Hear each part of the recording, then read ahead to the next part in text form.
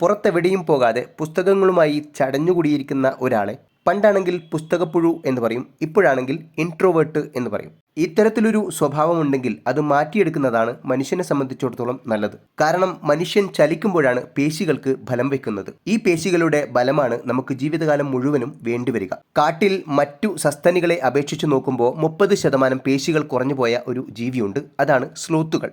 പല വീഡിയോസിലും നമ്മൾ കണ്ടതുപോലെ സ്ലോത്തുകൾ റോഡിലൊക്കെ പെട്ടുപോയാൽ വളരെ പതുക്കെയാണ് നീങ്ങുക.